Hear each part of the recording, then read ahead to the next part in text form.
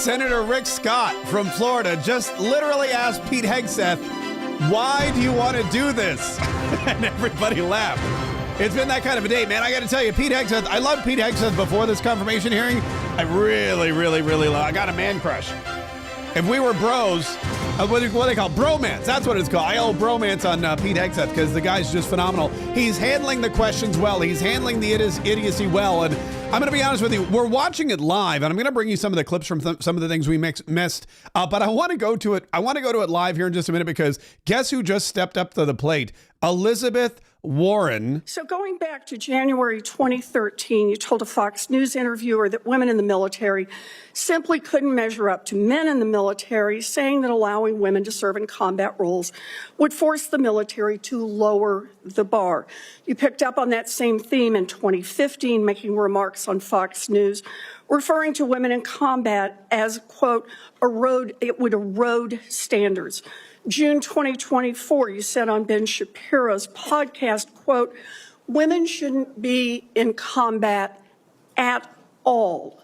And then, of course, we've talked about it in 2024. You published a book, and you say on page 26 of your book, we need moms, but not in the military, especially in combat units.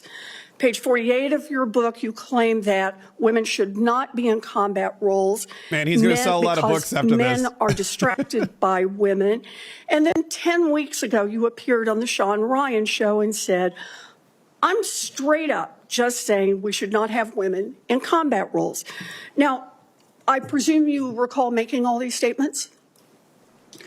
Senator, I'm not familiar with the article you're pointing to in 2013, but it underscores my argument completely because in that 2013 argument, I was talking about standards. No, standards are what it's always been about, let's not Senator. have this same fight again. Always been about Senate I've quoted you directly. We've got the video. We're happy to show it. But I want to be clear here. For 12 years, you were quite open about your views, and your views were consistently the same. Women are inferior soldiers, sailors, Marines, airmen, and guardians. And in case anyone missed the point, and these are your words from 10 weeks ago, women absolutely straight up should not be permitted to serve in combat. Straight and I up notice now, on each of these quotes, those Pete? are said without qualification. It's not by how much you can lift or how fast you can run. They don't belong in combat, period, or your words, straight up. And then on November 9th, 2024, just 32 days after your last public comment saying that women absolutely should not be in combat, you declared that, quote, some of our greatest warriors are women.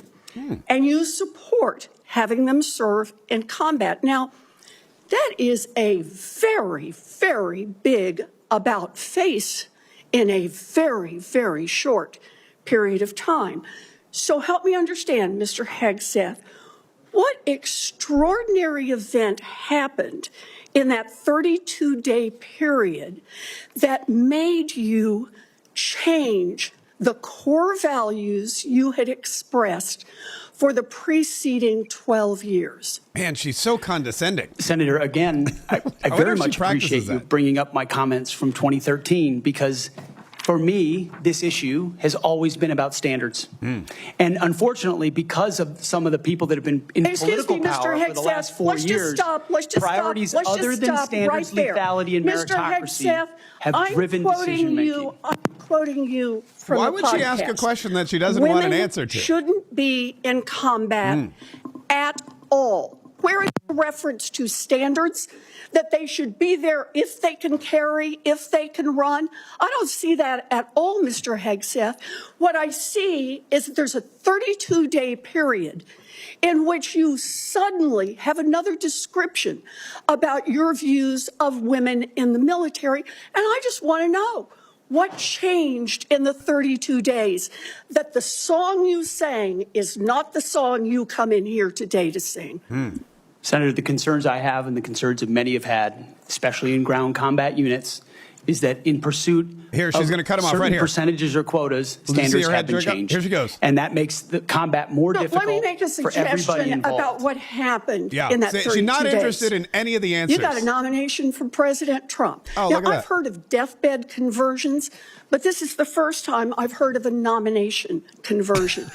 And I hope you understand that many women serving in the military right now might think that if you can convert so rapidly your long-held and aggressively pursued views in just 32 days. She always sounds like she's going to cry. 32 days after you get confirmed, maybe you'll just reverse those views and go back to the old guy who said straight up, women do not belong in combat. That's a thought. Now, Mr. Hegseth, you have written that after they retire, generals should be banned from working for the defense industry for 10 years. You and I agree on the corrosive effects of the revolving door between the Pentagon and defense contractors. Well, they agree it's on something I would have liked to talk with you about if you'd come and been willing to visit with me. But the question I have for you on this is, will you put your money where your mouth is and agree that when you leave this job, you will not work for the defense industry for 10 years? Oh, she's already hired him. Senator, it's not even a question I've thought about because it's not think about it right now. It's not one. My motivation for this job. I understand that. I just need a yes or no here. Come next. Time is short. I just need a yes or no. I would consult with the president about what the policy should be at the Defense Department. In other words, you're quite sure that every general who serves should not go directly into the defense industry for 10 years. But you're not willing to make that same pledge? I'm not a general, Senator. You'll be the one, let us just be clear, in charge of the generals. So you're saying sauce for the goose, but certainly not sauce for the gander? I would want to see what the policy of the president is. Oh, I'll bet you would. Thank you, Senator Oh, my Warren. gosh. She's such a despicable person, but I love what well handled by Pete. Pete Hegseth has been doing that all day. I don't know if you've been, I've been watching this thing. I was like sitting around going, holy crap, I got to get ready for the show. I was watching this thing. Pete Hegseth is a maniac. He's fantastic. He's handling this thing so well.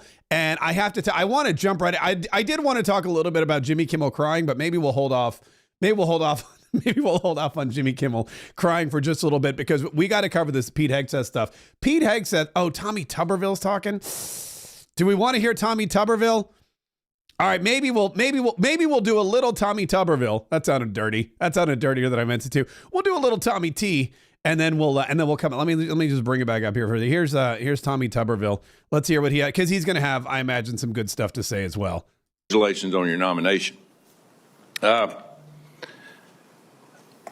I'm worried about recruiting. I mean, we can look at everything out there and talk about all these things, these narratives, but at the end of the day, I came from a team sport where the players actually won the games. And that's what's going to happen here. You're not going to win the game. Now, you're going to set the precedent. You're going to get the blame or the credit, but there's going to be people that's going to be under you that's going to set the precedent for the future of our country. Now, the war games that we play on our computers with our adversaries right now, for us, it don't look good because our military, we're in trouble. Our whole country's in trouble. Thank God President Trump got elected November the 5th. We couldn't have kept down this same path. That could not happen. I met with a couple of generals this summer. I almost feel like he should have subtitles at times. Transgender restrooms, and we are coverings for $100 million airplanes. That's not acceptable. No. We can't do that. That's not what this is about. Met with a couple of Navy SEALs not too long ago. They just got back from crawling around in the mud and the muck, overseas, unknown places. Couldn't tell you where they've been, carrying a weapon, obviously protecting us and our allies. And the first week they're back. What'd they do? They had to go through a week of DEI training. Both are now out. They give it up. It was embarrassing to them of what they had to do. We've lost all sight of what we're doing in our military, lost all sight. It starts with leadership, and it starts with recruiting. Well, I was a young man, used to, when I was growing up, if you couldn't afford to go to college, you had the opportunity to go to the military where you could learn a trade. You could learn, you could make a living for your family, and eventually possibly get an education. That was all right. So when Tommy Tuberville said, I want to talk about recruiting, he really meant I want to talk about recruiting. I assume there's a question coming in here in just a minute, but let's just see. In this country. Let's just stick with it for another minute. They're the ones that's going to live and die for the freedom of this country in the future. So, again, thank you for taking this on. Recruiting. Here we go. Back to recruiting. Our service academies are meant to serve as our primary commissioning source of officers. It now appears that they are a breeding ground for leftist activists and champions of DEI and critical theory. Now, not all, but some. And some is way too much. I like it. How are we going to eliminate this, Mr. Hegseth? How are we going to get this back on track to where we grow our leaders? I had a young man that forever he wanted to go to West Point. we were this close. I got him a nomination. I got him accepted, and he turned it down. He says, Coach, I'm not getting involved with that mess. How are we going to overcome this? Senator, thank you for the question. And I think it comes down to leadership, clear leadership. From President Trump through me, should I be nominated? And that's what soldiers, sailors, airmen, Marines, and Guardians see, is clear leadership. It says, this is what we believe. This is the mission we're going to give you. Here's the equipment we're going to give you, and here's how we're going to support you. Because the military, at a lot of levels, Senator, has been for generations a family business. You know, my grandfather served, my father served, I served, my daughter served. That chain has started to break with generations of people my age and older talking to their kids and grandkids, wondering, pondering, do I want them to serve? Will my country use them responsibly? When that kind of doubt is cast, you get serious recruiting problems like we do right now. You get questions about whether I want my son or daughter to follow my path in West Point, which I've heard multiple times. Would I want my... And so you have to rip, root, and branch the politics and divisive policies out of these institutions and then focus them on creating and preparing actual future military leadership. West Point traditionally is focused on engineering, and rightfully so, because in our fighting forces across all services, we need the best and brightest minds in engineering, in addition to military studies. That's what I did at ROTC at Princeton, military science. And we need more uniformed members going back into West Point, the Air Force Academy, the Naval Academy, as a tour to teach with their wisdom of what they've learned in uniform, instead of just more civilian professors that came from the same left-wing woke universities that they left, and then try to push that into service academies. When that changes, Senator, I truly believe under Donald Trump, we will have a recruiting renaissance. That sends signals to the world, to our enemies and our allies alike, that America's back. And thankfully, then we have the men and women of our country willing to want to serve. Thank you. Man, I got to tell you, I'm sold. I don't know. That was one of the best answers I've heard all day. Holy, that was incredible. Pete Hegseth is literally incredible. That gave me chills. That made me want to go serve. And I'm like 50. I want to go to West Point. Is it too late for me? Man, that was amazing. And it's been like this all day long. This has been an hour now. I had to start at 9:30, where it's like 3 hours now he's into this. And he has just as much energy and just as much drive and just as much vitality and just as many great answers as he did from the beginning. Let's go back to the beginning for just a hot minute too, if we can. Let's go back to the beginning for just a hot minute. Here's how this whole thing started. When Pete Hegseth walked into the conference room, they're in the what's the Twicker, some kind of building that rhymes with Icker. They're in this office building, and he walked in and listened to the crowd that gathered in support of Pete Hegseth chanting USA. USA, USA, USA, USA, USA, USA, USA. USA. I mean, these are Navy USA. SEALs. These are veterans. USA. These are people who are like, look, Pete Hegseth's the guy. Pete Hegseth's the guy. If I were still in the military, Pete Hegseth's the guy that I would want leading the military. If I had a son or a daughter in the military, Pete Hegseth's the one that I would want leading my son or daughter in the military. He's the guy that knows about training, about lethality, about meritocracy. Knows that this is not something to be messed around with. This is not a liberal institution like, I don't know, like, well, any of the number, pick a liberal institution. There's tons of them. That's not what this is all about. This is all about a place where we go and we train people to fight and win wars so that we can all be safe, so that we can all enjoy our lives, so that we can all go to the beach and not have to worry about it getting bombed, so we can all go to the mall and not have to worry about terrorists coming in and attacking us. This is a place where we go and we live and we can do whatever we want, and we have brave, well-trained men and women who are who are not just well-trained, but who are capable of doing the job that we've tasked them with, which is fighting and winning wars with as little loss of life on either side as humanly possible. In true Pete Hegseth fashion, he began his statement with, of course, glory to God in the highest. And as Jenny and I pray together every morning, all glory, regardless of the outcome, belongs to our Lord and Savior, Jesus Christ. His grace and mercy abounds each day. May his will be done. Amen. And that's really why all these liberals, that's why so many of these Democrats hate the guy. I mean, they hate anybody who's going to come in there and start talking about Jesus Christ and his will. This is the United States government. We're senators. This is the Capitol building, for crying out loud. Let our will be done. That's what half of, I'm not going to name any names, but that's what half of those Democrats on the panel were thinking. Like, this guy thinks that Jesus's will is going to be done. Does he not know where we are? This is the Capitol building. This is God has no power here. We're the Democrats. We're the elected ones. We're the deep state. We're the ones with all the power. And then almost immediately, while he was giving his opening statement, while he was giving his testimony, while he was saying, hey, you know what? Here's why I think I would be the best person for this job. Not just me, by the way. President Donald Trump, the president-elect of the United States of America, President-elect Donald Trump said Pete Hegseth would be the best guy to run the military, and I concur with that, and here's why. And while he was explaining that, guess what happened? Protesters, not Republican protesters, not conservative protesters, left-wing lunatic protesters jumped in and started screaming and yelling during Pete Hegseth's testimony. For this position, the primary charge he gave me was to bring the warrior culture back to the Department of Defense. He, like me, wants a Pentagon laser-focused on lethality, meritocracy, warfighting, accountability, and readiness. Here they come. Here they are. Blah, blah. Liberal stuff, blah, blah, blah. Yeah, I'm crazy. I'm just yelling gibberish. Nobody knows what I'm saying. Heck, I don't even know what I'm saying. You may continue, sir. Returning the Pentagon back to warfighting, that's it. That's my job. That's it. That's my job. Returning the Pentagon back to warfighting.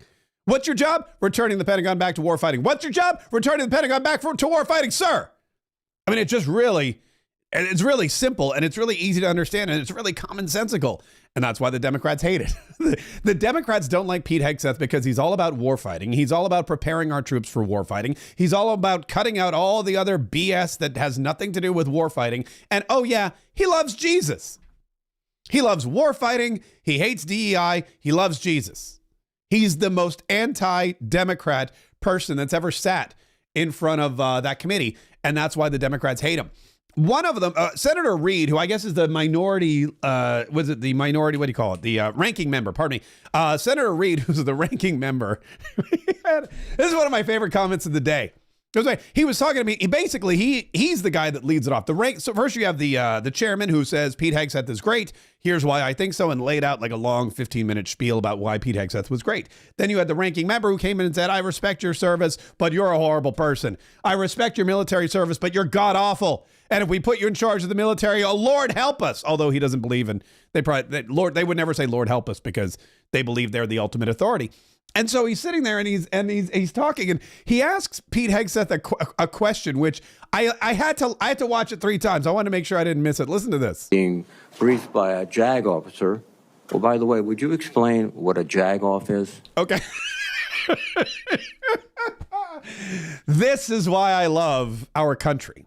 This is why I love our system of government. This is why I love President Donald Trump and his cabinet appointments. This is why, I'm going to be honest with you, I am more and more excited about serving in the Congress, because I would kill, by the way, in one of these committee meetings if I sat up there and said, by the way, can you tell me what's a jag-off? Would you explain what a jag-off is? And I have to tell you, Pete Hegseth could have giggled, could have smirked, could have said, look in the mirror, idiot. I mean, he could have said that's what I would have. That's why I could never be Secretary of Defense. Because if I sat there and this guy said, could you explain to me what a jag-off is? I'd have been like, oh, let me get a mirror. Bah.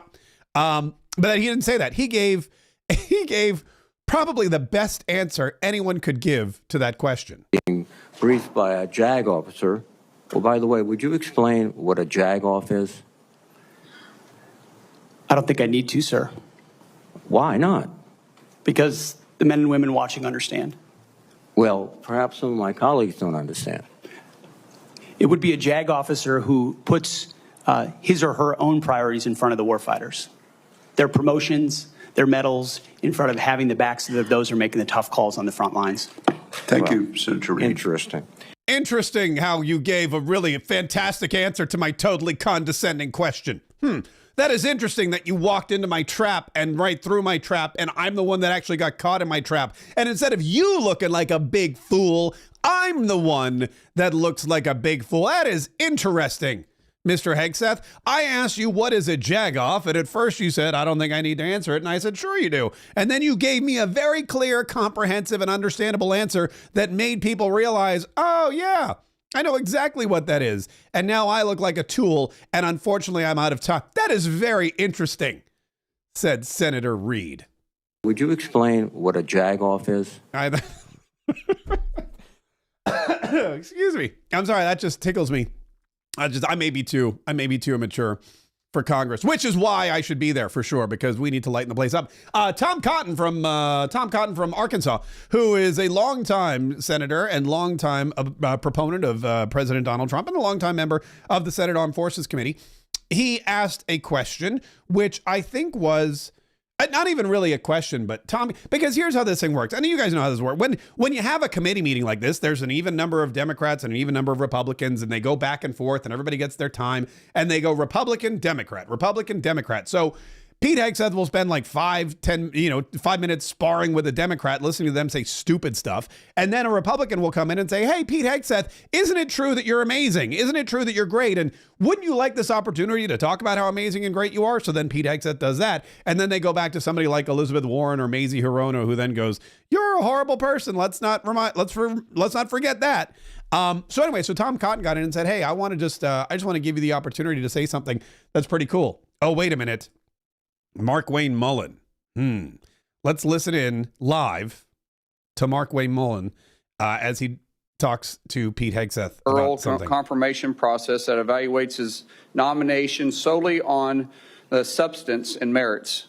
His distinguished military service, academic credentials, and a bold vision for revitalizing the national defense. I ask unanimous consent to enter into the record. Without objection. There's a lot of talk going about talking about qualifications and then about us hiring him if we are the board. But there's a lot of senators here I wouldn't have on my board because there is no qualifications except your age, and you got to be living in the state and you're a citizen of the United States to be a senator. Other than the fact we got to convince a lot of people to vote for us. And then when we start talking about qualifications, that's true, BT Dubs. That's all you need. For if you're qualified for it, could the chairman tell me what the qualifications are for the Secretary of Defense? Mr. Chairman, could you tell me what the qualifications are for the Secretary of Defense? I'd be happy I'll read it. For you to do that. Yeah. Let me read it for you because I Googled I was getting some advice from my second in command. Yeah, all right, Senator. I'm just making a point because there's a lot about qualifications. And I think it's so hypocritical of senators, especially on the other side of the aisle, be talking about his qualifications, not going to lead the secretary or be the Secretary of Defense, and yet your qualifications aren't any better. You guys aren't any more qualified to be the senator than I'm qualified to be the senator, except we're lucky enough to be here. Secretary. But let me read you what the qualifications of the Secretary of Defense is, because I Googled it, and went through a lot of different sites, and really it's hard to see. But in general, the U.S. Secretary of Defense position is filled by a civilian. That's it. If you have served in the U.S. Army Forces and have been in the service for, you have to be retired for at least 7 years, and Congress can weigh that. And then there's questions that the senator from Massachusetts brought up about serving on a board inside the military industry, and yet your own secretary that you all voted for, Secretary of Austin, we had to vote on a waiver because he stepped off the board of Raytheon. But I guess that's okay because that's a Democrat Secretary of Defense. But you so quickly forget about that. And then Senator Kaye, or I guess I better use the senator from Virginia, starts bringing up the fact that what if you showed up drunk to your job? How many senators have showed up drunk to vote at night? Have any of you guys asked them to step down and resign from their job? And don't tell me you haven't seen it, because I know you have. And then how many senators do you know have got a divorce before cheating on their wives? Did you ask them to step down? No. But it's for show. You guys make sure you make a big show and point out the hypocrisy because the man's made a mistake. And you want to sit there and say that he's not qualified? Give me a joke. I mean, it is so ridiculous that you guys hold yourself as this higher standard and you forget you got a big plank in your eye. We've all made mistakes. That's a Bible reference, by the way. They're not going to get it. Jennifer, thank you for loving him through that mistake. Because the only reason why I'm here and not in prison is because my wife loved me too. I have changed, but I'm not perfect. But I found somebody that thought I was perfect. And for whatever reason, you love Pete, and I don't know why. But just like our Lord and Savior forgave me, my wife's had to forgive me more than once too, and I'm sure you've had to forgive him too. And so thank you. So before I go down this rabbit hole again, tell me something about your wife that you love. She's the smartest, most capable, loving, humble, honest person I've ever met. In addition to being incredibly beautiful. Yeah, good thing you threw that in there at the last minute. Don't forget about your kids. I'm supposed to talk about my kids? No, well, she's also the mother. Oh, an amazing mother. Yes. Of our blended family of 7 Brother, kids. I'm pulling you along. I'm trying to help you here. You know, do you believe that you're going to be running the Secretary or the Department of Defense by yourself? Senator, absolutely not. Just as President Trump is assembling his cabinet, I look forward and already am in the process of building one of the best possible teams you can imagine, with decades and decades of experience outside of the Pentagon, driving innovation and excellence, and also inside the building, knowing how to make it happen. Yes, sir. So, in your organizations that you did have the privilege of running, did you have a board that you... In both organizations, we had a board, yes. Okay, and what did you do with that board? What kind of decisions did you make with them? Those boards provided oversight. All right, I'm going to dip out because I think the fun part's over. That was fun. That was good. Props to Mark Wayne Mullen. I thought that was fairly, I enjoyed that. I enjoyed that myself, which typically I don't enjoy listening to Mark Wayne Mullen. But man, he's right about how many senators have shown up drunk late at night for a vote. How many of y'all are drunk right now? That's what he should ask them. How many senators cheated on their wives? You ask for did you ask for them to step down? What about the president of the United States? Remember that guy, Bill Clinton? Tim Kaine. If you guys don't remember, Tim Kaine ran with Hillary Clinton. He's been a longtime Clinton supporter. He's known Bill and Hillary forever. When Bill Clinton cheated on his wife in the Oval Office with an intern, did they demand that he step down? No, they all went to bat for him. It was the Republicans who brought up articles of impeachment. It was the Republicans who said, you got to go. You got to go. And what did the Democrats do? They saved his hide. That's outstanding stuff. And this is what's been going on. That's what's been going on all day.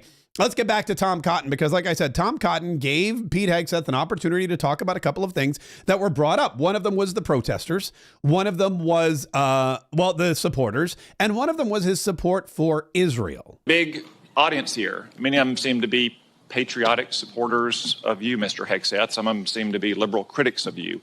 I would note that it's only the liberal critics that have disrupted this hearing. As was my custom during the Biden administration, I want to give you a chance to respond to what they said about you. I think the first one accused you of being a Christian Zionist. I'm not really sure why that is a bad thing. I'm a Christian. I'm a Zionist. Zionism is that the Jewish people deserve a homeland in the ancient Holy Land where they've lived since the dawn of history.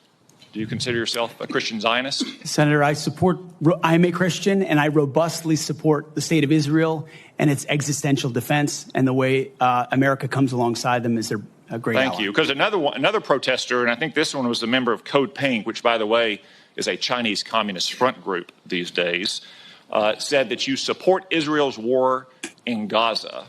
I support Israel's existential war in Gaza. I assume, like me and President Trump, you support that war as well, don't you? Senator, I do. I support Israel destroying and killing every last member of Hamas.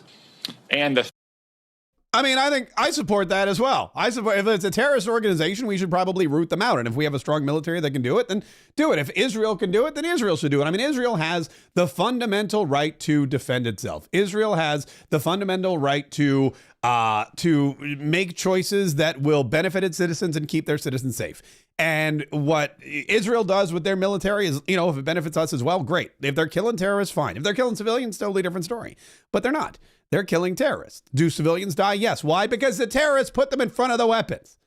That's all he's saying. What's her name?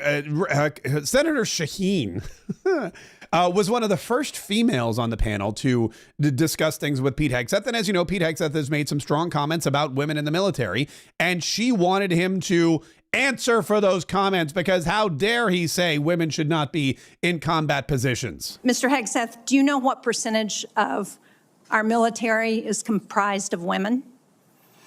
I believe it's 18 to 20%, Senator. It's almost 18%. And in fact, DOD's 2023 demographic report indicated that there are more women serving now, and there are fewer separations. So they make up a critical part of our military. Wouldn't you agree? Yes, ma'am. Women in our military, as I have said publicly, have and continue to make amazing contributions across all aspects of our battlefield. Well, you also write in your book, The War on Warriors, with the chapter, The Deadly Obsession with Women Warriors, that, quote, not only are women comparatively less effective than men in combat roles, but they are more likely to be objectified by the enemy and their own nation in the moral realms of war. Mr. Hegseth, should we take it to believe that you believe that the two women on this committee who have served honorably and with distinction made our military less effective and less capable? I'm incredibly grateful for the two women who've served our military in uniform, and including in the Central Intelligence Agency, contributions on the battlefield, indispensable contributions. Senator, I would like to clarify, when I'm talking about that issue, it's not about the capabilities of men and women, it's about standards. And this committee has talked a lot about standards. Standards that we, unfortunately, over time, have seen eroded in certain duty positions, certain schools, certain places, which affects readiness, which is what I care about the most, readiness on the battlefield. I appreciate that. And so my comments point time and time again to standards. Your statements publicly have not been to that effect. After your nomination, you did state to a group of reporters that you, quote, support all women serving in our military today who do a fantastic job. Let me just shut her up because she's annoying. I have his book, by the way, The War on Warriors, which is a great book. And I do have chapter 5 conveniently open, The Deadly Obsession with Women Warriors.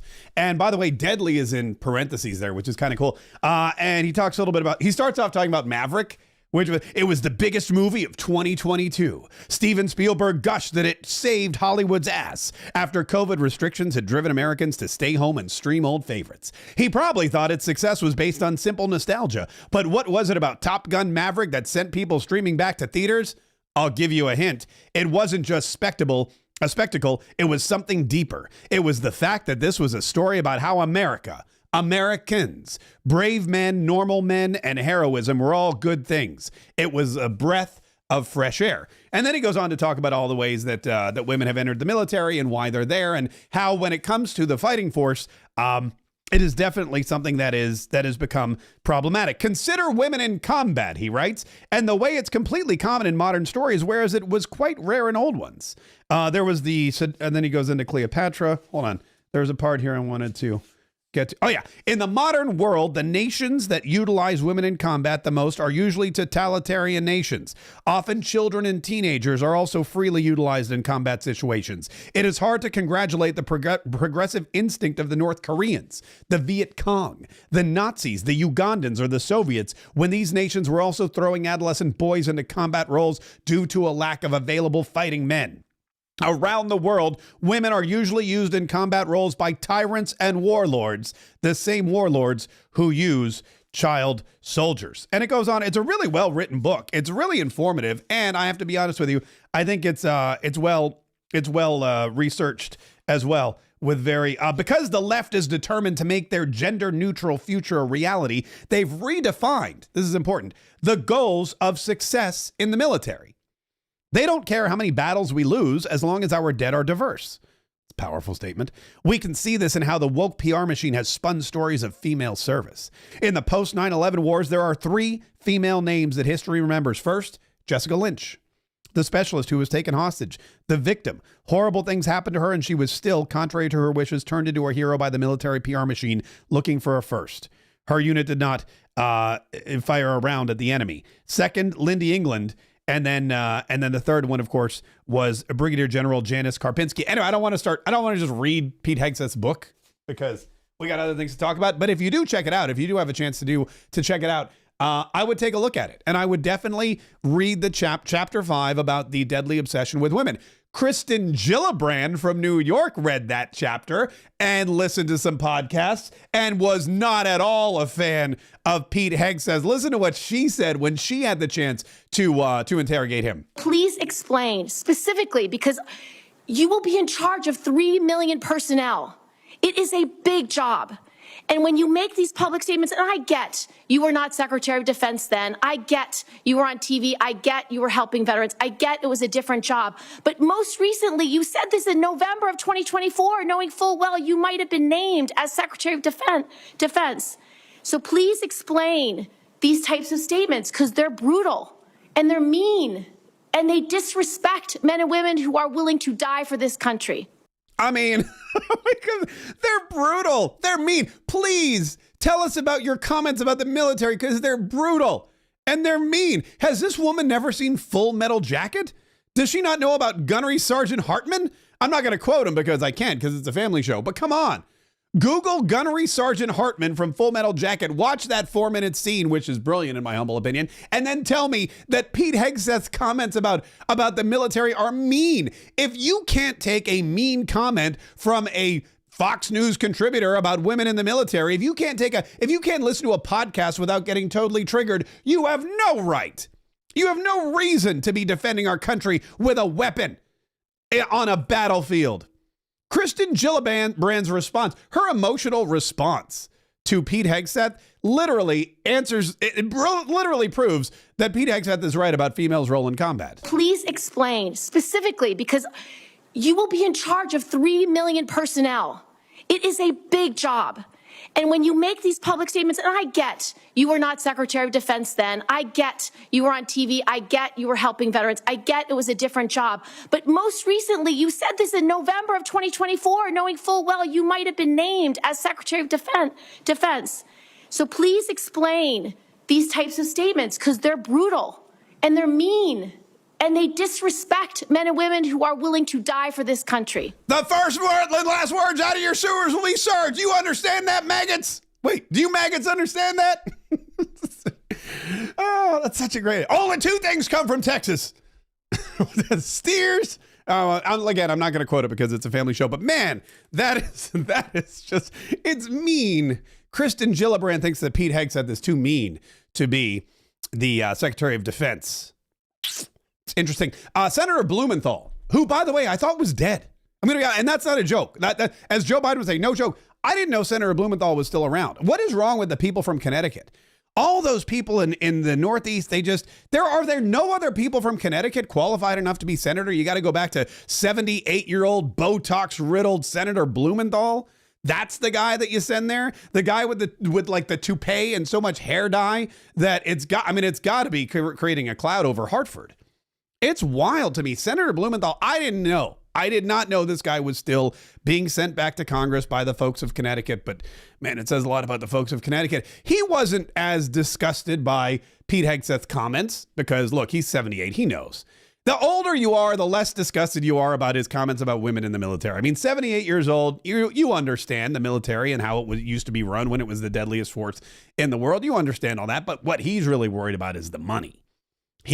Does Pete Hegseth have what it takes to run the biggest department in the United States government? Does he have what it takes to run the billions and billions of dollars on his budget? Does he have? And they went back to, he was in charge of these charities or whatever, and they say that the charities lost money, which, fun fact, most charities lose money. They're not there. They're charities. They're not there to make money. If your charity's making a profit, you're doing it wrong. You got some problems. You got to dig into that. You got to look around a little bit and say, why is my charity so rich? My charity should have zero cash. But Senator Blumenthal doesn't like that Pete Hegseth apparently wasn't a very good manager. Listen to what he's accusing him of. Of $437,000. By the time you left, that organization had deep debts, including credit card transaction debts of about $75,000. That isn't the kind of fiscal management we want at the Department of Defense. We can't tolerate it at the Department of Defense. That's an organization with a budget of $850 billion, not 10 or 15 million, which was the case at those two organizations. And it has command responsibility for 3.4 million Americans, the highest number that you managed in those two organizations was like 150. So he's saying you don't have the management experience because this is the largest budget in the world. Fun fact, nobody has the management experience to manage the type of budget of the Pentagon because it's the largest one we have. And second of all, he's saying that Pete Hegseth does not have the experience to handle the $700 billion budget, but neither do the people in charge. You know why? Because they failed like 9 audits. I don't know if it was 9. It was like 6 audits, 6 or 7 or 8, somewhere. They've failed multiple audits. There's never been, the Pentagon has not passed an audit in, I don't think, forever. Definitely not with Lloyd Austin in charge. If Lloyd Austin is failing audits left, right, and center, then clearly Pete Hegseth, can't do any worse, is what I'm saying. And secondly, there's no way that guy is 78 years old. Parts of that guy are 78 years old. Parts of him are 78 years old. The rest of them, I would say 5-6 years, 5-6 years tops. And then we got to my favorite part of the questioning, which was crazy Mazie Hirono from Hawaii, who you want to talk about. You want to talk about caricatures. You want to talk about cartoon characters. Mazie Hirono is, there's no way she can be a real person. I look at her and I listen to her and I go, this is not a real person. This is AI. Right. This is a figment of my imagination. I'm watching a movie. Right. This is a woman who was she comes from Central Casting and she's supposed to be this ridiculous person that comes from Hawaii and supposedly knows stuff. Mazie Hirono,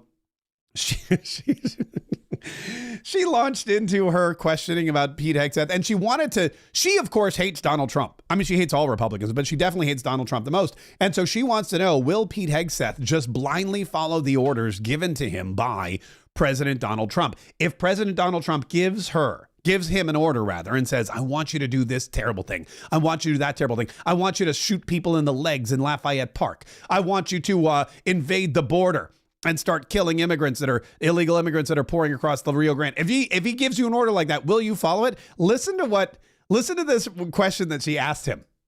Would you use our military to take over Greenland or an ally of Denmark?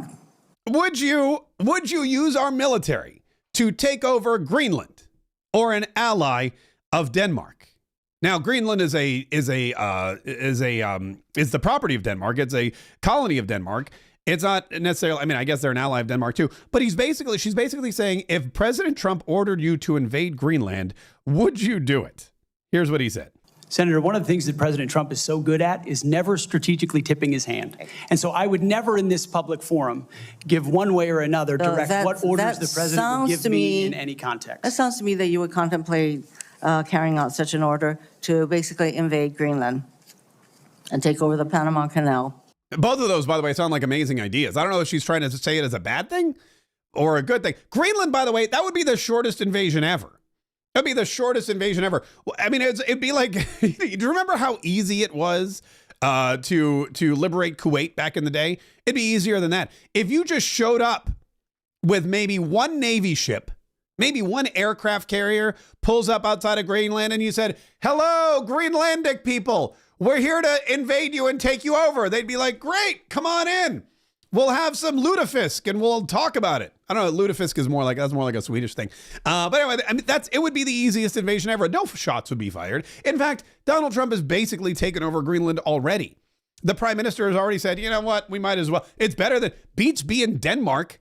Denmark treats Greenland so horribly that the Greenlandic people are just itching to be part of the United States. They're like, yeah, screw Denmark. Denmark sucks. No, we're not. Denmark, puh. I never liked Hamlet anyway. Hamlet's my least favorite Shakespearean play. That's what they would do. They would just, they're ready, willing, and able to become part of the United States. But that wasn't it. She wasn't even done.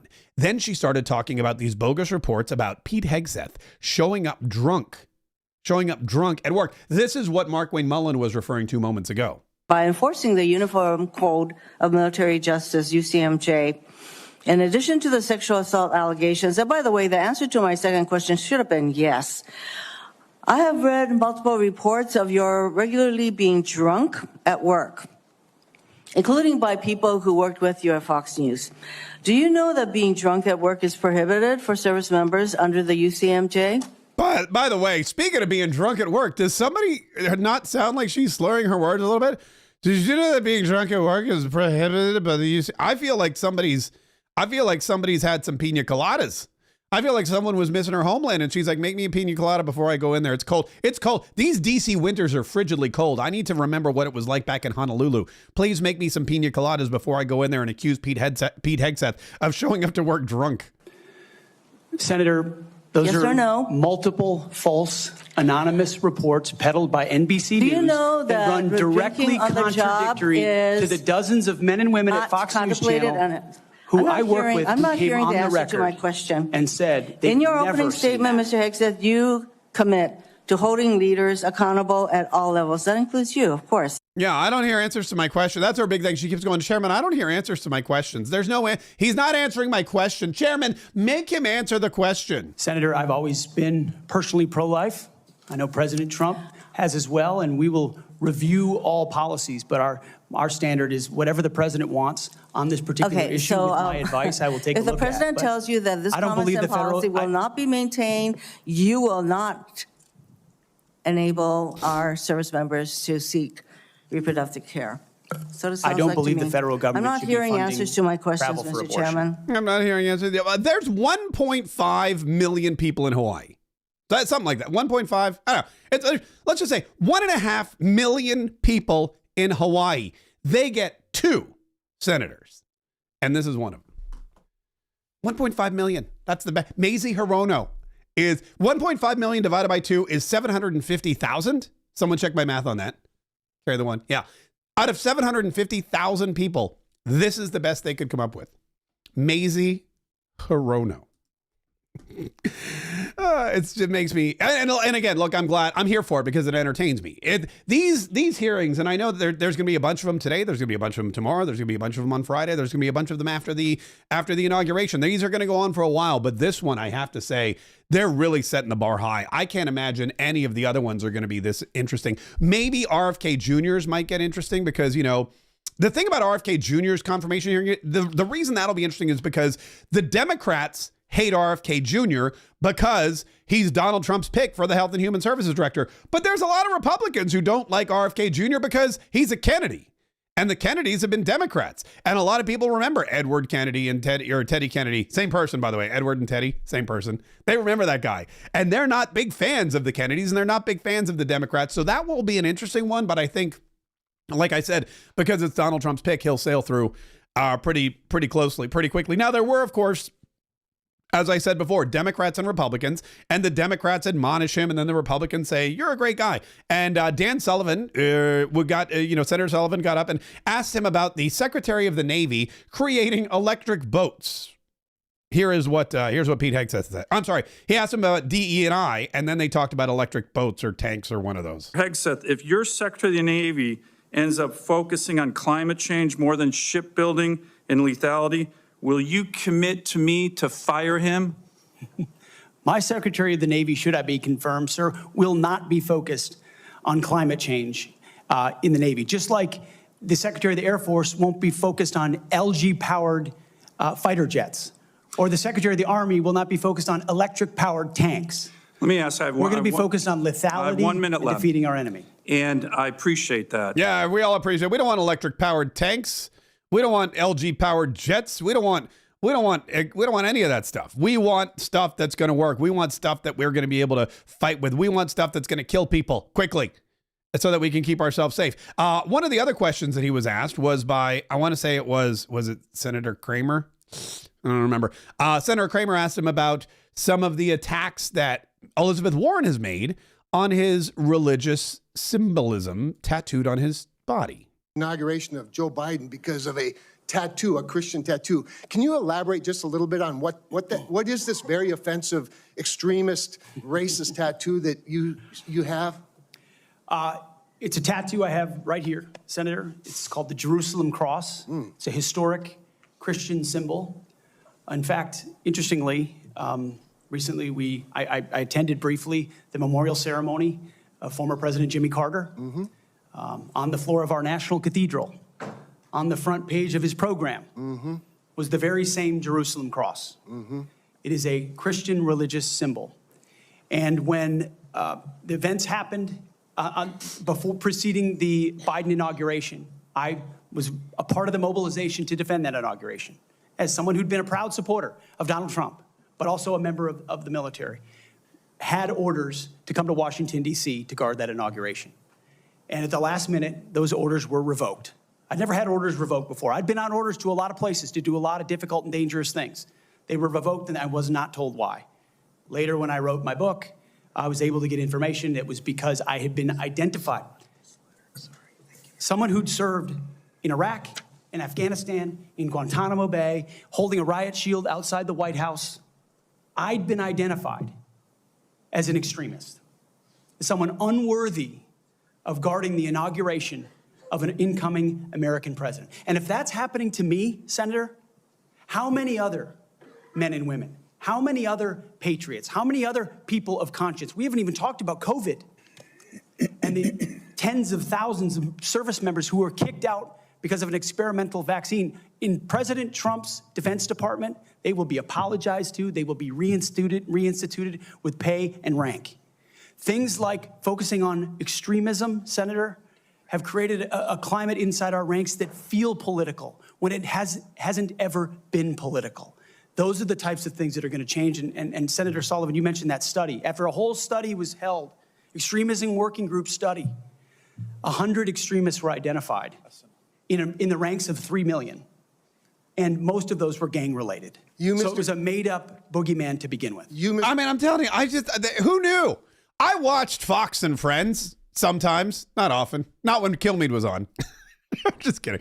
No, I'm not. I watch that on the weekend. Sometimes on the weekend, I'd be flipping the road, like, oh, look, Fox and Friends, what's going on? I knew Pete Hegseth. And I'll admit it, when Pete Hegseth was chosen as President Donald Trump's nominee for the defense secretary, I go, wait a minute, am I reading that right? At first, I thought it was Pete Hegseth reporting.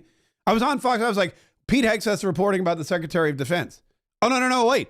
Pete Hegseth's nominated for Secretary of Defense. I remember going, WTH is going on here. What is happening? That is the most bizarre. Pete Hegseth? Are we sure? And then I did some digging and I did some researching and I heard all the reports and I was like, oh, that seems like a solid choice. But man, until I sat down this morning and I listened to this guy and I listened to these statements and I listened to his theology and his ideology and his concepts about what the military is and what the military should be, what the military was and what it is now, and how we've got to get back to where it should be. When he's been peppered with these questions and he's so eloquently given answers to things like, do you hate women? Do you beat up women? What's a jagoff? Would you explain what a jagoff is? I mean, he is... Should that be my next t-shirt, by the way? But write in the comments, if you're watching it, write in the comments, should that be my next t-shirt? What's a jagoff? I don't know if it's mainstream enough. I don't know if it's mainstream enough as the Gulf of America, which, by the way, if you have not yet grabbed your Gulf of America t-shirt, I don't know what you people are waiting for. These things are going hot. They're going fast. Gulf of America. MarkKShop.com is where you go for all of your Mark K needs. Whether you want the Gulf of America t-shirt in one of the many fashion colors that are available. Perhaps you like the dark mode. Maybe you want one of these black ones or these navy blue ones. These are nice. Look, we've got the women's V-neck as well. The hoodies, very popular. In fact, a good friend of mine wrote to me and said, my son wants one of your hoodies. And I was like, great. She's like, no, he listens to your show and every time you sell something, he wants to buy it. I'm like, that's the whole point. That's the whole, it's like when you go to a concert, you want to buy the merch. Nobody goes to a Taylor Swift concert and says, nah, I don't think I want a t-shirt to remember this by. So anyway, but you can get all these hoodies. We've got the light hoodies. We've got the dark hoodies. We've got all kinds of hoodies. We've got Gulfy the Bear, all available right now at MarkKShop.com. MarkKShop.com is where you go for, like I said, all of your Mark K needs. And of course, that's where the complete line of Gulf of America stuff can be found. But I'm watching this stuff. I'm watching this Pete Hegseth stuff. And I'm like, this guy's amazing. Who knew? I feel like he was almost wasted on television. I feel like this guy being on television, that's a waste. Thank God Donald Trump is plucking him off of Fox News and putting him into the military, in charge of the military in the administration where he can do all of these good things, like make sure that our recruitment is up, make sure that we're getting the right kind of people up, make sure that we're focused on fighting and winning wars, making sure that we're doing everything that we need to be doing to keep America strong, to keep America safe, to keep America great. Because that is what it's all about. And he's right. He said it at the beginning. My job. Here, I'm going to play it one more time. And as Jenny and I pray together every morning, all glory, regardless of the outcome, belongs to our Lord and Savior, Jesus Christ. His grace and mercy abounds each day. May his will be done. That wasn't the clip I was thinking of, but that's okay. That's still a good clip. Amen. Hallelujah. But he said, my job is to restore the Pentagon to military readiness. My job is to make sure that we are ready to fight wherever these battles arise. And they're going to be arising all over the place. And it's really exciting to see somebody like Pete Hegseth. We'll dip in again here before we leave today because this thing continues to go. I think they're going to wrap it up soon. I think they're almost through. Eric Schmidt from Missouri is talking right now, and he's a Republican, so he's just waxing poetic about whatever he wants to talk about. But a couple other things. First of all, I wanted to talk about Jimmy Kimmel crying. Also, in just a minute, we have Aaron Baker on. Aaron Baker is running for Congress. You know, there's a couple of empty seats. There's the empty seat that Elise Stefanik has in New York. And there's a guy that runs a company called Sticker Mule, which is where I get all my stickers from exclusively. I don't know why I grabbed my boobs when I did that, but my moobs rather. But I get all my stickers exclusively from Sticker Mule. And the guy that owns the company Sticker Mule is running for Elise Stefanik's seat in New York. I'm trying to get him on the show, but he's very busy because that election happens soon. But hopefully we can do that. And then there's a guy running for Mike Waltz's seat here in Florida named Aaron Baker. He's running against a guy named Randy Fine, who Donald Trump has endorsed. Anyway, we're going to talk to him in just a minute too. There's a lot we still have to get to, but Jimmy Kimmel, who I guess his job used to be to go on TV and tell jokes. Now his job is to go on TV and cry about Donald Trump because last night he went on TV and he cried about Donald Trump again. As you know, it has been a very scary, very stressful, very strange week here in L.A. where we work, where we live, where our kids go to school. We are back in our studio, which we had to evacuate on Wednesday. That's our building right there, the El Capitan. That is how close this fire was to our theater here. Many of us had to leave our homes in a hurry. Some of our coworkers lost their homes. That's Hollywood.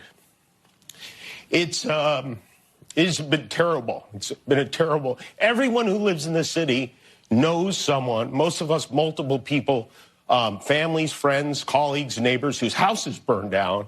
And the truth is we don't even know if it's over. We had 100-mile-per-hour winds fueling this nightmare. As of tonight, the winds are back. And I think I speak for all of us when I say it has been a sickening, shocking, awful experience, but has also been, in a lot of ways, a beautiful experience because once again, we see our fellow men and women coming together to support each other. People who lost their own homes were out volunteering in parking lots, helping others who lost theirs. And tonight, I don't want to get into all the vile and irresponsible and stupid things our alleged future president and his gaggle of scumbags chose to say during our darkest and most terrifying hour. The fact that they chose to attack our firefighters, who apparently aren't white enough to be out there risking their lives on our behalf, it's disgusting, but it's not surprising. Instead, I want to focus on thanking those men and women. So there's Jimmy Kimmel saying, I don't want to make political attacks on Donald Trump, but I'm gonna. And also he said, scumbags who've been working with. Look, Jimmy Kimmel, for whatever reason, has decided, and I guess because his time is short, I think he didn't renew his contract, or his contract wasn't renewed. I don't know. The ratings have succumbed so low that now he just goes on there and he gets emotional at every opportunity he can. And then when he's not crying, he's attacking President Donald Trump. But he doesn't need to be upset. He doesn't need to be that upset. He does. In fact, nobody needs to worry. None of his staff, none of the people that are watching, none of the folks in LA need to worry because Joe Biden is on it. Guys, Joe Biden's got your back. Joe Biden is still president of the United States for 6 more days.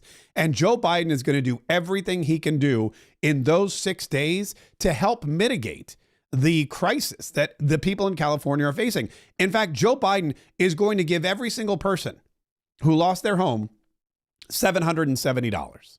And I want to be clear. We're not waiting until those fires are over to start helping the victims. We're getting them help right now, as you all know. People impacted by these fires are going to receive one-time payment of $770. Okay, now I know what you're thinking. You're thinking, wait a minute, did he just say $770? One-time payment, so they can quickly purchase things like water, baby formula, and prescriptions. Yeah, he did. He said $770 to anyone who lost their home in California. And I want to be clear. We're not waiting until those fires are over to start helping the victims. We're getting them help right now, as you all know. People impacted by these fires are going to receive one-time payment of $770. Okay, so $770, which, by the way, I'd like to point out is $20 more than the victims in North Carolina got for Hurricane Helene. You remember Kamala Harris?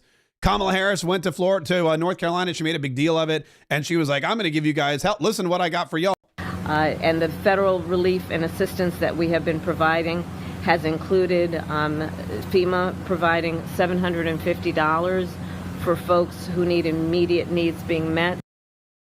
So Kamala said, I got $750 for you. And Joe Biden said, yo, yeah, hold my beer. $770. I'll give you $700. You know what's going to happen? If there's another, outbreak or some kind of natural disaster in the next 3 days, then somebody's going to get $790. It's just going to keep going up. That's inflation, by the way. The inflation is so bad from the time Helene hit North Carolina to the time that the fires devastated LA that they had to give $20 more to these people. Which, by the way, $770 gets you one night in a hotel room in LA, a cheap hotel. A cheap hotel. We're not talking about expensive. You're not going to get a nice hotel room. You're going to get a cheap hotel one night for $770 in LA while you rebuild your entire life. That's what Joe Biden has planned. Also, Kamala Harris is giving advice to these people. All these people, 10,000 buildings gone up in flames. Thousands and thousands of people out of everything. For many people, their home was their investment. It's how they made money. They invested their money in their house. Their house, the value of their home matured, and that's where their fortune was. And now their fortune's gone. And Kamala Harris has advice for those people. And so it's critically important that, to the extent you can find anything that gives you an ability to be patient in this extremely dangerous and unprecedented crisis, that you do. You do that. You got to be whatever you can do. Listen, Kamala Harris, she wants you to know that, look, be patient. Your $770 is on the way. $770. But while you're waiting for that, please be patient. We know that you've lost everything, not just your house, but your neighbor's house. We know that your entire neighborhood is destroyed and your kid's school and your business and where you made all your memories, the park that you used to play in and have flag football games and soccer games. We know that the restaurant where you would go and celebrate your birthdays and your anniversaries, we know that that's gone and it's probably never going to come back. We know that your life, as you know it, has been destroyed. Every dollar that you invested in your home has gone up in flames. We know that this is also something that the Democrat leadership in California could probably have prevented. Definitely could have prevented had you had solid leadership and not Gavin Newsom, who cared more about smelts than he did about voters. And we know that it's going to be different, but we need you to be patient. We're going to give you $770, but please be patient in this time of crisis. Think about, whatever you can do, whatever you can do, dig deep down inside of yourself and try to figure out a way to be patient because, basically Donald Trump's going to be in office in 6 days. And if you're going to be patient in California, if you're looking for anything to give you hope, know that Joe Biden and Kamala Harris will be out of there this time next week. Joining me now is a guy who wants to be a congressman. There's a lot of that going on. There's a lot of that going around these days, but that's because we have so many vacancies. One of them, of course, Florida District 1, where Matt Gaetz was going to be Attorney General. Then he wasn't going to be Attorney General. Now he's on TV, and so we've got an opening there. And right down the road from me, District 6, our good buddy Mike Waltz, who I just saw on TV talking about Pete Hegseth, he's in the White House now. He's working with Donald Trump. He's the National Security Advisor, which leaves a big gaping hole in the Congress and somebody to fill it. And a guy who wants to fill it is joining me right now. His name is Aaron Baker. He's a candidate for Florida's District 6, and he's running in the primary. There's 3 candidates for this Republican seat. Is that right, Aaron? That's exactly right. There's only one that lives in the 6th congressional district, though. I did want to ask you about that for sure. Now, I talked to a guy named Randy Fine, who, I'll be honest with you, got a pretty hefty endorsement. Even before he announced he was running, President Donald Trump on Truth Social said, if Randy Fine's going to run, I think, if I hear Randy's going to run, Randy, run. So Randy got the president's endorsement. I imagine that's got to be kind of a blow to your campaign, or maybe just makes it a little more difficult, huh? It makes it more interesting. Yeah. I won't say, of course it's going to make it more difficult, but it's not going to, it's not impossible. The only problem with endorsing someone that lives outside the district that has very serious ethical questions behind the scenes is they forgot to ask the voters of the 6th congressional district. Yeah. When I talked to him, he did seem like having that endorsement made it a slam dunk almost. And I think when we talked about the other candidates, he said, because it's a $10,000 filing fee, he goes, you're basically just throwing $10,000 down the drain. Is that how I imagine you see it differently? Well, I'll tell you what, I would happily put $10,000 into a race where I believe that I can best represent the 6th congressional district. Yeah. Now tell me about. Oh, go ahead. If someone else wants to describe that as throwing money away when you're trying to do what you feel is best for your congressional district, then so be it. Yeah, and now this is interesting because it's not like the Senate. I mean, we're losing Marco Rubio. He's going to be Secretary of State. We know that, and that's something the governor just goes, here's the new person. But with these races, with these special elections for our congressional openings, it's basically like an election. There's a primary, there's early voting, and then there's the actual election, which ironically is April Fool's Day. I think that's funny. But you've really got a couple days here to get stuff in gear and get all the support you can. Tell us about the process. When is it that people go and vote for this special election? January 18th through 25th. There are 21 different early voting locations. Okay. If you go to my website, I have it all listed out, every single early voting location. And then on election day is January 28th. Right. And have you been getting a lot of support? Are you going out there? Are you doing rallies or going to gas stations and meeting people as, at the Buc-ee's? What's the plan? Well, I do like Buc-ee's. I'll tell you that. I do like Buc-ee's because they have very good barbecue, and I'm a big fan of barbecue. I am too, but have you tried their chicken sandwich? Because their chicken sandwich, I'm going to get in trouble for this, rivals Chick-fil-A in my humble opinion. It's amazing. Uh-oh. You're going to get in trouble for that one. But sure. I do like the buns better at Chick-fil-A. I'll give you that one. All right. With that being said, so as of yesterday, I've done 53 different campaign events. Wow. So far, I've crossed paths with my opponent, Mr. Fine, 3 times. So what I strongly believe is that if I weren't in this race, I don't think Mr. Fine would even have been able to find the 6th congressional district. Where does he live? He doesn't even live in the district. He lives in Melbourne. So he's, close. A good 50 plus miles away from the closest border of the district. Got it. And how's the reaction been to your campaign? Do you find people are supportive? Do you find people are, open to listening? Have they made up their minds already? Did they even know that this election was happening? So it's interesting. I was up in Putnam County and speaking to a group of people. Out of 20 people that I was speaking to, 2 knew that there were a special election. 2. Or that there was a special yeah, 2. 10% of the population knew that there was a special election coming up. Yeah. Wow. So, and look, it's difficult to get people to run, to show up for a primary when it's, a presidential race. I mean, 2024, we had a pretty decent showing in the primary, but in the in-between years, I could only imagine that a random January 28th election is going to be difficult. So how many votes do you suppose it's actually going to take you to win the primary in this situation? So when I first came into this, I looked at the primary from August. Mm-hmm. Okay, primary from August, you had a 23% turnout, but President Trump wasn't on the ballot. Right. So if you went by those numbers, I looked at 25%. 25% puts you at 26,907 votes that you needed for 50% plus 1. That was when I thought that there were only going to be 2 of us in the race, not 3. Now that there are 3 in the race, take a little bit off that number, and I don't think we're going to get anywhere near the 25% mark. If I think we would be doing great if we get up to the 15% mark. So what's the magic number? 20,000 votes could certainly decide this election. Very, very, very minute numbers. It is amazing when you look at the congressional districts, how small the number, like Nancy Pelosi, something like 100,000 people were responsible for putting Nancy Pelosi in power over and over again. And look at how it just devastated the entire country. Well, listen, let's talk a little bit about some of the issues because, I myself have thrown out there the idea of replacing a terrible, horrible, no good, very bad congressman that we have in District 5 with, me.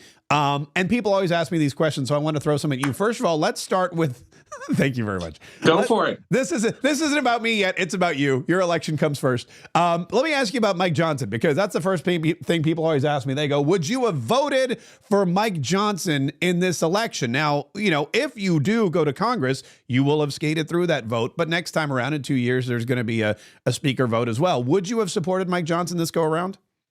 Yes, because that's what President Trump asked the congressman to do. Yeah. But President Trump also asked people to vote for Randy Fine. So how do you justify those two things?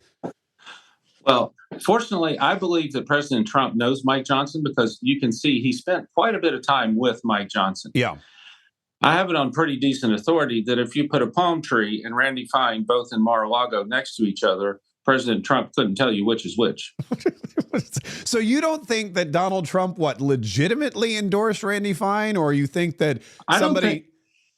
I don't think President Trump knows Randy Fine's background, or else somebody just didn't do any research. If you do 3 minutes worth of research and you type in Randy Fine ethics, I don't have to do any opposition research. Brevard County's already done it for me. Yeah. How in the world he keeps getting elected in Brevard County, I have no clue. But I'll tell you one thing is his primary races in Brevard County are closer than any other primary races of an incumbent.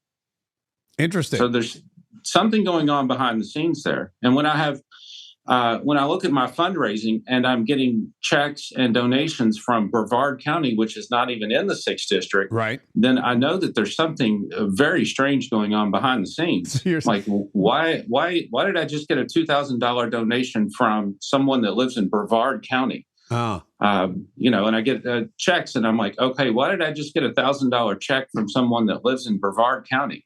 This doesn't make sense to me. Yeah, because he was a state senator for that area for years. Sure. And you're saying his constituency in Brevard County doesn't like him so much that they're sending you checks to keep him out of the Congress. Is that it? Well, I can tell you that, he certainly had fights with school board members in Brevard County, cut $2 million worth of funding from the Brevard Zoo because he couldn't have a political fundraiser there. I mean, those are facts that you can look up and verify in 30 seconds. So there's something that they know is obviously askew in Brevard County. Didn't he flip somebody off on a Zoom call too? I Googled him after I interviewed him and I saw that. I know. Anyway, well, we'll get to that in a minute. Listen, so Mike Johnson, you're in for. That's fine. Let's talk about a couple of other things. There was the debt ceiling battle, too, and the debt ceiling battle has been kind of contentious because President Trump doesn't want a debt ceiling at all. He wants it increased or just gone whatsoever so he can impose a lot of his, mandated agenda items, including no tax on tips, no tax on Social Security, that kind of thing. But there have been some staunch conservatives, many of whom from Florida, who serve in the Congress, that voted it down and said that if we're going to increase spending at all, we need to make sure that we have offsetting tax cuts. Where are you on Donald Trump's funding bill? Would you have voted for the bill that inevitably went down, or would you have demanded those tax cuts and stood with those 38 Republicans? You can see the slight cringe on my face now. Geez, I support the president when it's constitutional.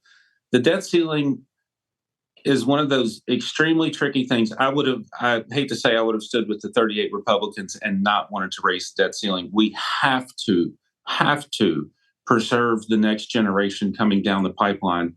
We have to get our debt under control. Absolutely, we have to. No option. What is the number one objective you would have going, because every congressperson, they have that one thing on their list. They're like, we got to get this done for the people back in Florida. What's your one thing? Like, let's say you win, you go to Congress and you've got your team there, you're all ready to go. And they're like, all right, Congressman, what's the first piece of legislation you want to tackle? What would that be for you? Life-Saving Gear for Police Act, the current legislation that Mike Waltz has introduced. Yeah, I want that passed. I've talked to different sheriffs about that. That is important to them. Speaking to a sheriff in the 6th District yesterday. Don't want to say which one because on paper, they've all endorsed Mr. Fine.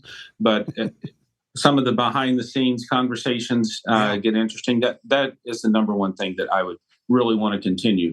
And you need to look at the issues of the 6th District. Most of the national issues are going to be taken care of. You don't have to worry about the border. President Trump's going to take care of the border. You don't have to worry about illegals. President Trump is going to take care of illegals. Those are all things that every conservative agrees on. Beyond that, there are serious issues in the 6th Congressional District. The 6th Congressional District is the 7th most prone to flooding out of 435 congressional districts. That is a huge deal. Someone has to take a stand at some point. We have to have infrastructure in the 6th Congressional District. We have to be able to keep up with the development, period.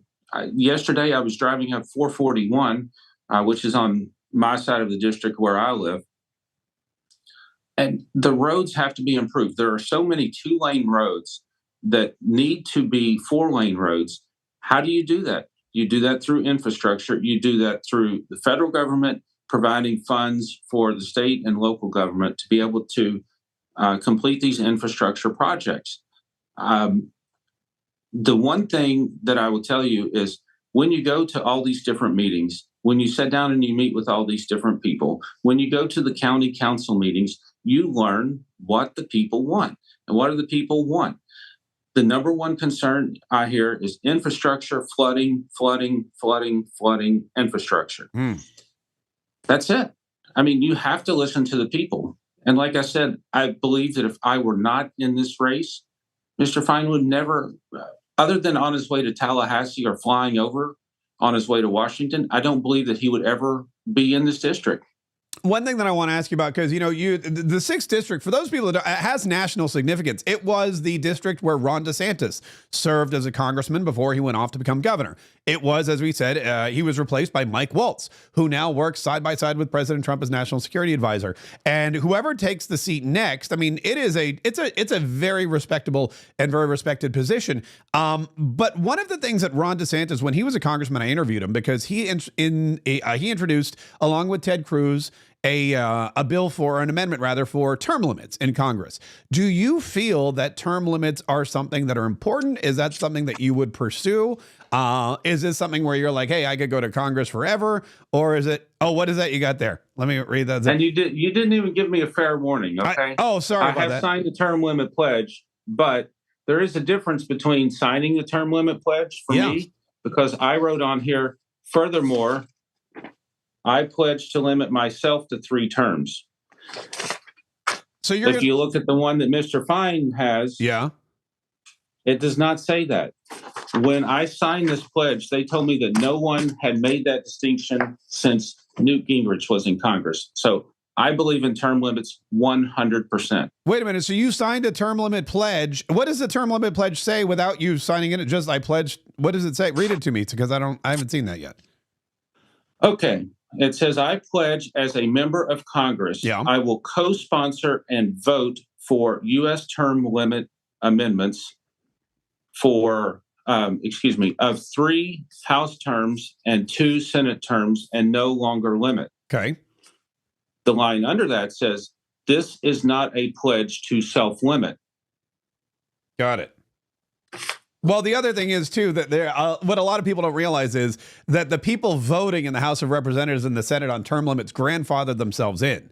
So it's for all the new people coming in. So if if anyone gets elected or if anyone's serving right now and they vote for term limits, it doesn't mean they're leaving ever. It means that the people that get elected in 2026 have to serve 3 years and then they have to go. So three terms, that's 6 years only. You think that's enough time to get stuff done?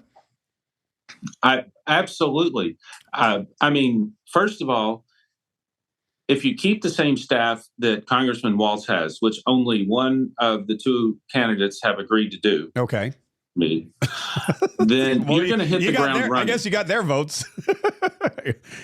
Well, I mean, you're really going to hit the ground. You're really going to hit the ground running there. Yeah. So, I mean, you're really going to be able to know exactly what's going on at all times. Yeah. Well, listen, Aaron Baker, best of luck to you. Like I said, I know that Randy Fine got that endorsement from President Donald Trump, and I know that you think that if it were a palm tree or Randy Fine, Donald Trump wouldn't know the difference. But listen, best of luck to you. January 28th, early voting starts, by the way, the 18th if you live in Florida's 6th congressional district, or the 1st, because there's another. What do you think of Jimmy Petronas over there in District 1? Do you know him at all?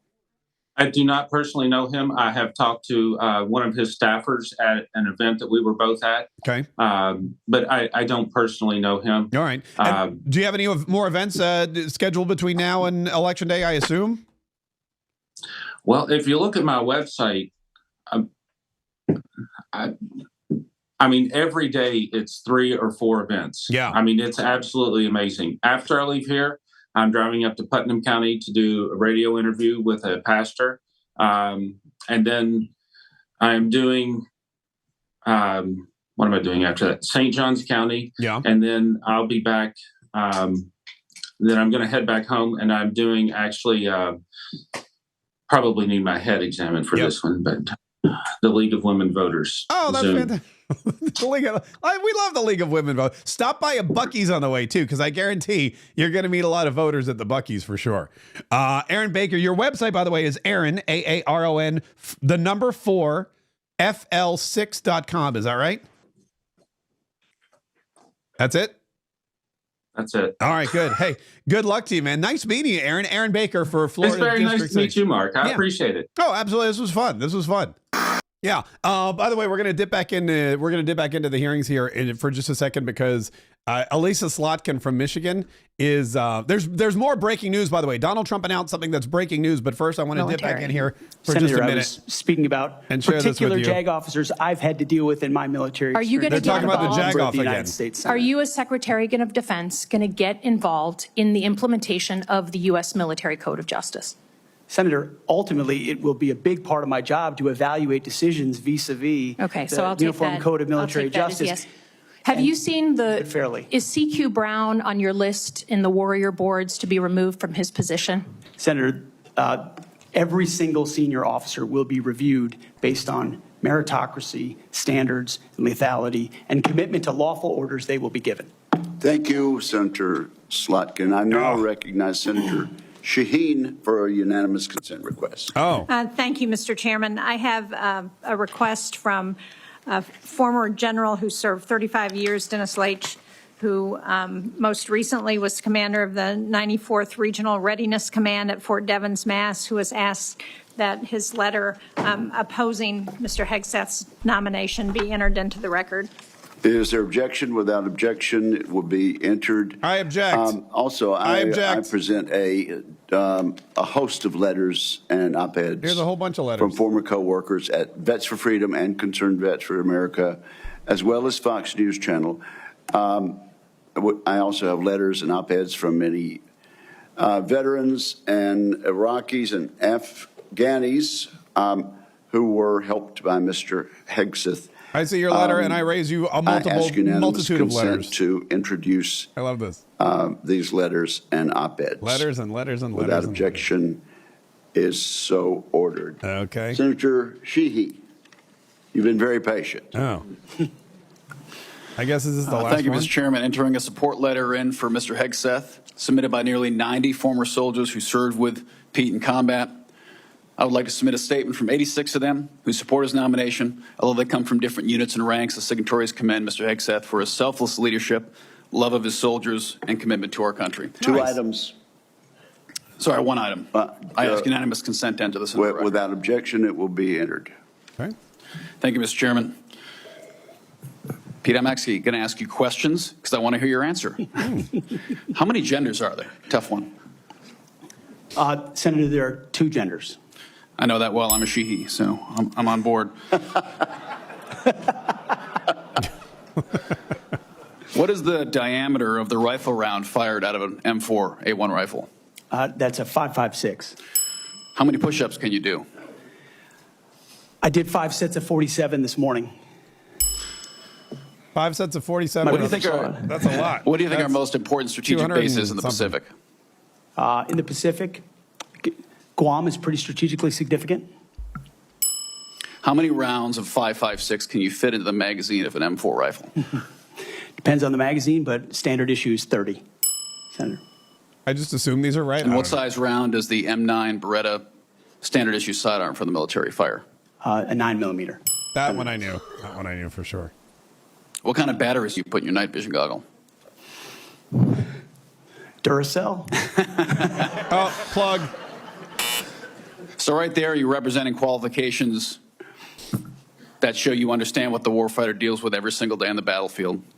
You understand what happens on the front line, where our troops will be.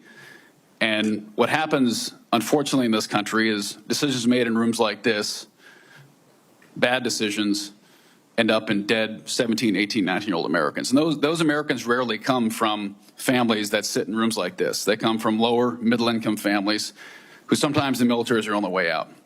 And they join because maybe they want to go to college. Maybe they had no other choice. Maybe they love this country. But for whatever reason, they joined and they sat on the dotted line. And when people like us screw up, they don't come home.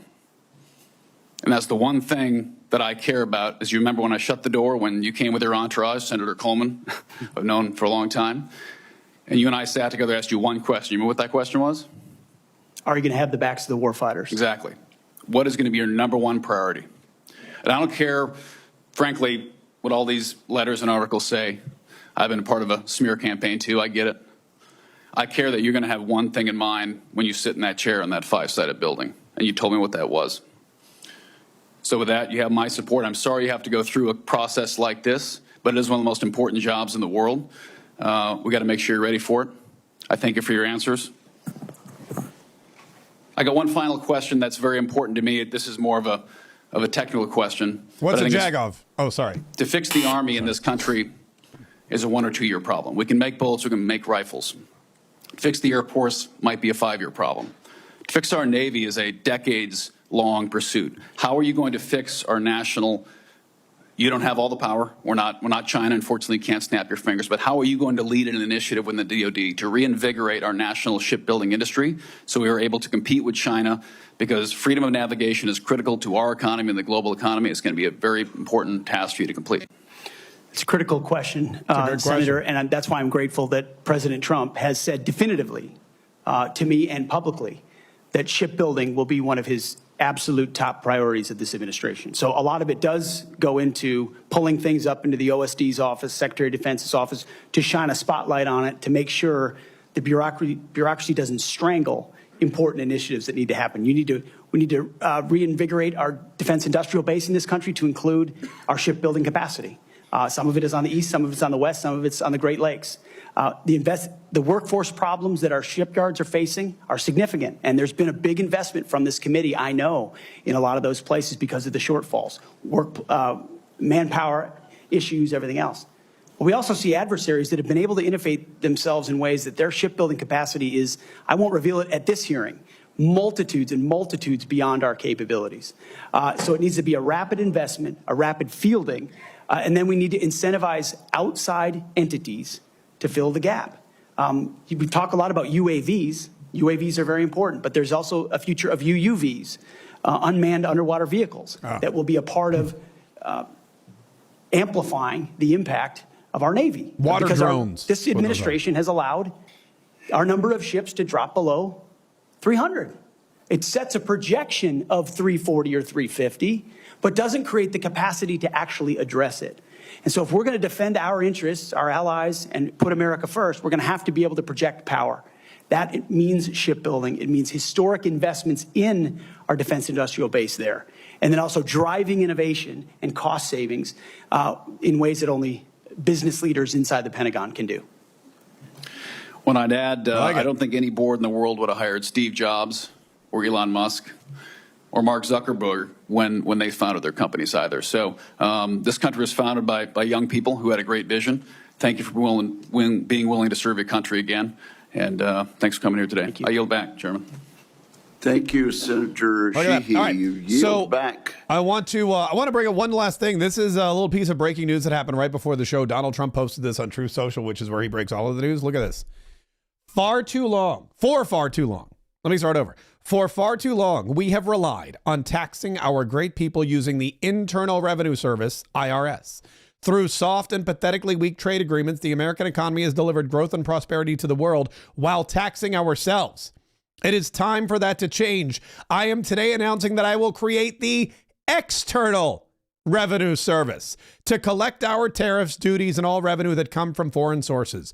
We will begin charging those that make money off of us with trade, and they will start paying, finally, their fair share.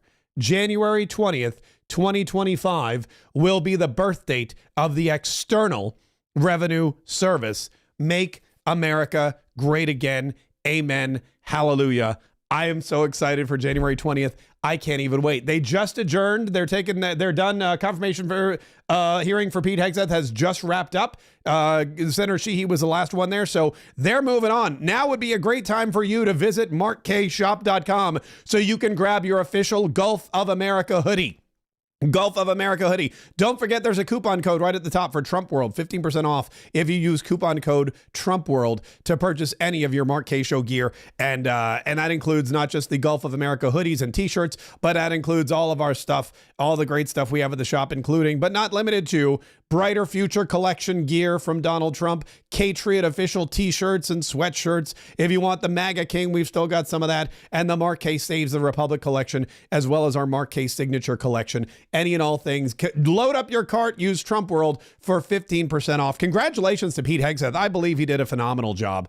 And I think that this was a tumultuous hearing for sure, but I think that he'll come through with flying colors. And I know the Republicans have already said he's got the votes to do it. He's got the votes to win it. He's in it to win it, and he's in it to make America great again. We're going to have more hearings tomorrow. I don't know if any of them are going to be this interesting, but we'll cover them for you. We're going to have more hearings on Thursday and on Friday. And then next week, live from Washington, D.C., Mark Kaye Saves the Republic will be covering the inauguration. Make sure you subscribe. Make sure you hit the notifications. Make sure you tell iTunes and Spotify, I love this podcast and I want more of it. Tell iTunes and Spotify and Rumble and wherever else you're watching, give me more Mark Kaye Saves the Republic. Give me more of the information and the entertainment and the enlightenment that I crave, because every single day I learn something and I'm inspired. And this is what keeps us going on, because there's so much more to do. Just like Donald Trump did for 2 years while he ran.